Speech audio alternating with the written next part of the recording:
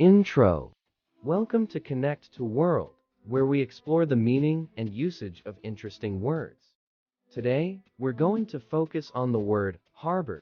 It's a term related to places of refuge for boats and ships. Let's get started. Meaning.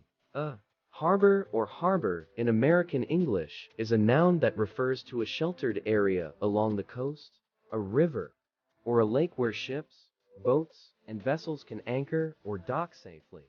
Harbors are designed to provide protection from the open sea and often include facilities for loading, unloading, and repairing vessels.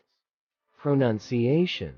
Pronounce harbor as rhyming with bar and fur. Use in a sentence. 1. The fishermen returned to the harbor with their catch of the day. 2. The ancient harbor was a bustling center of trade and commerce. Synonyms.